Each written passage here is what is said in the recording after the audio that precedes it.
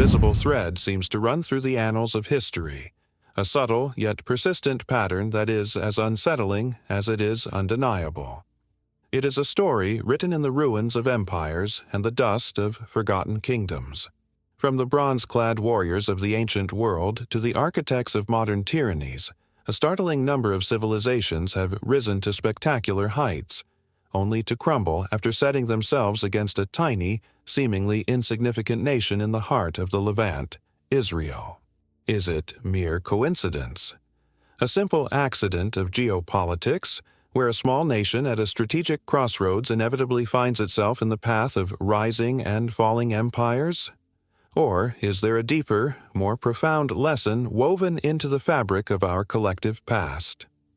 The historical record is vast, and its verdict, for many, is chillingly consistent. We are about to embark on a journey through millennia, examining the ghosts of superpowers and the echoes of their downfalls. This isn't about myths or legends. It's about looking at the stark, documented evidence and asking a bold question. What really happened to the nations that turned against Israel? History, it turns out, has a very long and unforgiving memory. Before we delve into these incredible historical accounts, if you find this exploration of the past as fascinating as we do, take a moment to support the channel. Please hit that like button and subscribe, and don't forget to ring the notification bell so you won't miss our future journeys into history's most compelling mysteries. Your support is what allows us to bring these stories to light. Our journey begins in the swirling sands of antiquity, with the very first superpower to cast its long shadow over the nascent Israelite tribes, the mighty Egyptian Empire. For centuries, Egypt of the New Kingdom was the undisputed master of the known world. Its pharaohs were considered gods on earth, its armies were invincible, and its monuments scraped the heavens. It was in this crucible of power that the Hebrews were held in bondage, their identity forged in servitude. The biblical narrative of the Exodus, of plagues and a miraculous escape, marks the first major confrontation. While secular history cannot verify the plagues, it does record the subsequent long-term trajectory of Egyptian power. Following the era of Ramesses the Great, who many scholars associate with the period of the Exodus, Egypt entered a slow, inexorable decline.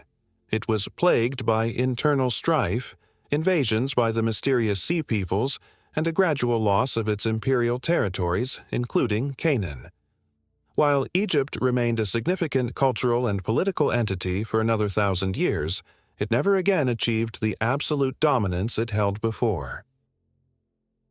It became a prize to be conquered, falling successively to the Libyans, the Nubians, the Assyrians, the Persians, the Greeks under Alexander the Great, and finally the Romans, who reduced the land of the pharaohs to a mere breadbasket for their empire. The divine authority of its rulers was shattered, and its empire became a memory. As the Israelites established themselves in the Promised Land, they were not surrounded by vast empires, but by a constellation of smaller, fiercely hostile tribal kingdoms. The Philistines, the Moabites, the Ammonites, the Edomites, and the Amalekites were thorns in Israel's side for generations. The Philistines, part of the Sea People's Confederation, established a powerful pentapolis on the coastal plain and, with their superior iron weaponry, often held military dominance over the early Israelite tribes.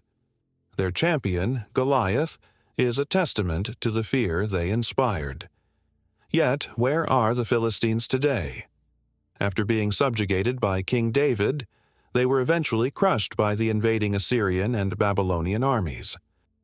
They were not just conquered, they were absorbed and erased from history, their unique cultural identity vanishing into the melting pot of successive empires.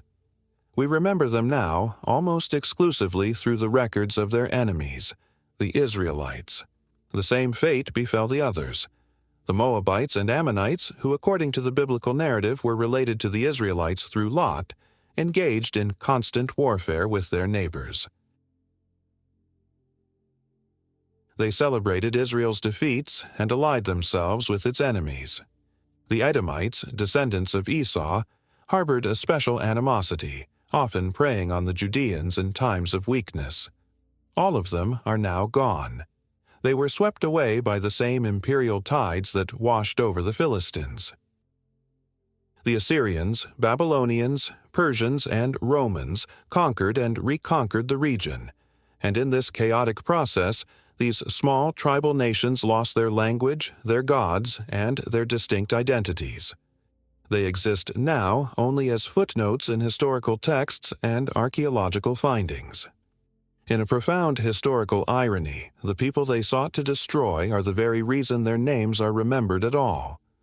The first true existential threat to Israel as a divided kingdom came from a power that turned cruelty into an art form, the Neo-Assyrian Empire. From their capital of Nineveh, the Assyrians built a military machine unlike anything the world had ever seen. Their policy was one of calculated terror, flaying enemies alive, deporting entire populations, and leaving a trail of devastation in their wake. In 722 BC, they descended upon the northern kingdom of Israel, capital, Samaria, home to 10 and did what they did best. They deported the population, scattering them across their vast empire. These became known as the 10 Lost Tribes, their identity dissolving into the Assyrian domain, seemingly lost to history forever.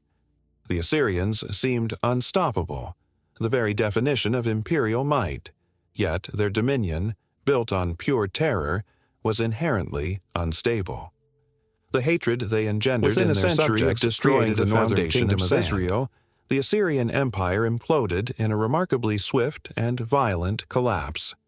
A coalition of their subjugated peoples, the Babylonians and the Medes, rose in rebellion.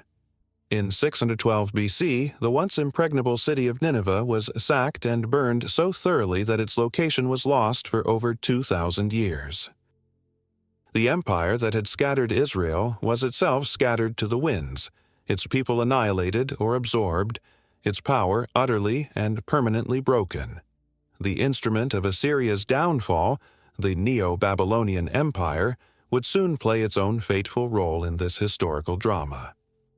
Under the powerful king Nebuchadnezzar III, Babylon became the jewel of the ancient world, famous for its hanging gardens and its immense architectural wonders. But this golden age was financed by conquest, and Nebuchadnezzar's gaze soon fell upon the southern kingdom of Judah. After a series of rebellions, the Babylonian army besieged Jerusalem. In 586 BC, they broke through the walls, burned the city to the ground, and destroyed the Holy of Holies, the Temple of Solomon. They carried off the elite of Judean society into captivity in Babylon. It seemed as though the story of the Israelite people had finally come to its tragic end. The northern kingdom was gone, and now the southern kingdom was a smoldering ruin, its people exiled. But the Babylonian triumph was astonishingly brief. After the death of Nebuchadnezzar, the empire was ruled by a series of weak and ineffectual kings. Less than 25 years after the destruction of the temple, the eternal city of Babylon fell in a single night to the armies of Cyrus the Great of Persia, without a major battle. The Babylonian Empire, which had reached such glorious heights, vanished from the world stage almost as quickly as it had appeared, its golden age lasting less than a single lifetime. The Persian Empire, founded by Cyrus, stands as a fascinating counterpoint. Unlike the Assyrians and Babylonians, Cyrus pursued a policy of relative tolerance. He famously issued a decree allowing the exiled Jews to return to Judah and rebuild their temple. For this, he is celebrated in the Hebrew Bible as a liberator. The Persian Empire went on to become the largest empire the world had yet seen, lasting for over 200 years in a state of relative stability. It was an era of peace and reconstruction for the Jewish people. This period suggests that the historical pattern is not merely about any interaction with Israel, but seems specifically linked to acts of persecution and destruction. The empire that liberated the Jews endured. The empires that sought to destroy them collapsed. This cycle would repeat with even greater clarity under the successor to the Persians, the Hellenistic Greek Empire. After Alexander the Great's conquests, his empire was divided among his generals. Judea fell first under the relatively benign rule of the Ptolemies of Egypt. However, control later shifted to the Seleucid Empire based in Syria. For a time, things remained peaceful, but then a king named Antiochus IV Epiphanes came to the throne. Determined to forcibly Hellenize his entire kingdom, Antiochus outlawed Jewish religious practices. He forbade the observance of the Sabbath and dietary laws, and desecrated the rebuilt temple in Jerusalem by sacrificing a pig on the altar and erecting a statue of Zeus. This brutal religious persecution sparked a furious rebellion. A small band of Jewish freedom fighters, led by Judah Maccabee, waged a guerrilla war against the might of the Seleucid army and, against all odds, won. They recaptured Jerusalem and rededicated the temple, an event still celebrated today as Hanukkah. For the Seleucid Empire, this was the beginning of the end. The revolt exposed their military weakness and ignited a series of internal civil wars and dynastic struggles that fatally weakened the state. They were left vulnerable and were soon picked apart by the rising power of both the Parthians from the east and, more significantly, the Romans from the west. The empire that tried to extinguish the light of Judaism was itself extinguished. Next came the iron fist of Rome.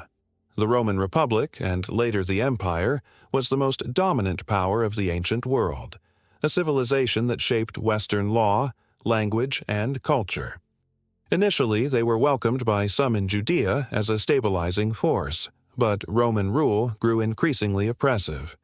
A series of brutal governors and heavy taxes led to growing resentment, which finally exploded into the Great Jewish Revolt in 66 AD. The Roman response was overwhelming and merciless. After a long and agonizing siege, the legions of Titus conquered Jerusalem in 70 AD. They leveled the city, destroyed the Second Temple, and, according to the historian Josephus, slaughtered over 1 million people. The Arch of Titus, which still stands in Rome today, proudly depicts Roman soldiers carrying away the spoils from the temple, including the menorah. Decades later, a second major revolt, the Bar Kokhba revolt, was crushed with even greater brutality. The Emperor Hadrian plowed the site of Jerusalem with salt, renamed it Aelia Capitolina, and forbade any Jew from setting foot in the city. He renamed the province of Judea to Syria Palestina, in a deliberate attempt to erase its Jewish identity, a name from which the modern Palestine is derived. Rome had won. It had crushed Judea and scattered its people to the four corners of the globe, beginning the long and painful diaspora. Rome stood as the absolute master of the world, seemingly eternal and unassailable. But from this peak of power, a long and mysterious decay began to set in. While the fall of Rome was a complex process with many contributing factors, economic instability, political corruption, overexpansion, and barbarian invasions, some historians have noted a spiritual and moral rot that seemed to set in. The empire that had destroyed the physical center of Judaism soon found itself contending with a new faith that had emerged from it: Christianity. Over the next few centuries, the empire that had tried to wipe Judea off the map was itself facing existential threats. In 410 AD, the Eternal City of Rome was sacked by the Visigoths, an event that sent shockwaves across the civilized world. By 476 AD, the Western Roman Empire had completely disintegrated, its provinces overrun by the very barbarian tribes it had once scorned. The empire that scattered the Jews was itself shattered into 1,000 pieces. The eastern half of the Roman Empire, known as the Byzantine Empire, survived for another 1,000 years, but its relationship with the Jewish people was often fraught with persecution and restrictive laws. It, too, entered a long period of terminal decline, gradually losing its territories until it was nothing more than the city of Constantinople and its immediate surroundings, which finally fell to the Ottoman Turks in 1453. This disturbing pattern continues into the medieval and early modern periods. In 7th century Spain, the Visigothic kingdom, which had converted to a particularly intolerant form of Christianity, implemented viciously anti-Jewish laws, forcing conversions and seizing property. This internally divided and weakened kingdom offered little resistance when the armies of the Umayyad Caliphate crossed the Strait of Gibraltar in 711 AD, conquering nearly the entire peninsula with astonishing speed. Centuries later, a unified Christian Spain would repeat the mistake on a grander scale. In 1492, the same year Columbus sailed the ocean blue, King Ferdinand and Queen Isabella issued the Alhambra Decree, ordering the expulsion of Spain's entire Jewish population, one of the most vibrant, educated, and economically productive communities in Europe. This act of religious fanaticism marked the beginning of Spain's Golden Age, fueled by New World gold, but it also planted the seeds of its long-term decline. By expelling its Jewish and later its Muslim populations, Spain purged itself of a huge portion of its merchant class, its physicians, its scientists, and its artisans. The intellectual and economic dynamism that had characterized medieval Spain began to wither. The nation sank into centuries of relative stagnation, losing its status as the world's preeminent power. The pattern reappears with horrifying clarity in the modern age. For centuries, the Russian Empire was home to the world's largest Jewish population, but it was also a center of brutal persecution. Confined to a territory known as the Pale of Settlement, Jews were subjected to discriminatory laws, limited economic opportunities, and waves of violent, state-sanctioned systematic oppression and the deep-seated corruption of the Tsarist regime created a cauldron of revolutionary anger. The empire's internal sickness and its inability to modernize ultimately led to its catastrophic collapse amidst the turmoil of World War I and the Bolshevik Revolution of 1917. The Romanov dynasty, which had presided over this persecution, was wiped out, and the empire itself was replaced by a new atheistic tyranny, the Soviet Union, which would continue to persecute Jews in its own way before eventually collapsing under its own weight as well. But no example is more stark, more absolute, and more terrifying than that of Nazi Germany. The Third Reich was a regime founded on a bedrock of racial hatred, with the extermination of the Jewish people as one of its core ideological goals. In the span of just 12 years, this ideology drove a sophisticated modern nation to perpetrate the Holocaust, the most systematic and industrialized mass murder in human history. The Nazis mobilized the full power of a modern state to hunt down and destroy every Jewish man, woman, and child they could find. They came terrifyingly close to succeeding in Europe, and for a time their power seemed absolute. They conquered most of a continent, their armies appearing invincible. Yet the nation that declared a 1,000-year Reich and waged a war of annihilation against the Jewish people was utterly destroyed in just over a decade. It was not merely defeated, it was obliterated. Its cities were turned to rubble, its government was dismantled, its country was divided, and its name became a permanent byword for evil. The fall of Nazi Germany was as swift and total as its rise had been meteoric, a complete and unconditional immolation that left a permanent scar on the conscience of humanity. Even in the years following the Holocaust and the rebirth of a Jewish state in 1948, the pattern has arguably continued. The coalition of Arab nations that rejected the UN partition plan and launched a war to destroy the infant state of Israel in 1948 faced stunning defeat. The subsequent major wars of 1967 and 1973, while inflicting heavy losses, ultimately resulted in Israeli victories that reshaped the strategic map of the Middle East and led to long-term political instability and strategic setbacks for the aggressor nations. Egypt, after decades of leading the military opposition to Israel, only began to experience a period of relative stability and economic growth after its leader, Anwar Sadat, made the courageous decision to make peace in 1979. From Egypt to Rome, from Visigothic Spain to Nazi Germany, the historical record presents a sobering chronicle. Time and again, nations and empires that have reached for ultimate power by seeking to persecute, scatter, or destroy the Jewish people have found themselves facing their own decline and ruin. Skeptics will rightly point out that correlation does not equal causation, and that all empires eventually fall. They will cite the complex interplay of economic, political, and military factors that contribute to the decline of great powers. And they are not wrong. History is never so simple as a single cause and a single effect. Yet, the sheer persistence of this pattern across different millennia, different continents, and different types of civilizations is difficult to dismiss as mere coincidence. It raises profound questions about the nature of justice, the arc of history, and the mysterious resilience of a people who have outlived every single one of the ancient empires that sought their destruction. The story is not necessarily one of a vengeful deity smiting enemies from above, but perhaps something more subtle. It may be that a civilization's treatment of its minorities, especially a minority as historically significant as the Jews, serves as a barometer of its own moral and spiritual health. A nation that descends into the kind of irrational hatred and persecution required to turn against the Jewish people may already be suffering from a sickness within its own soul, a corruption that erodes its foundations and makes its eventual collapse not a matter of if, but when. The history has been written.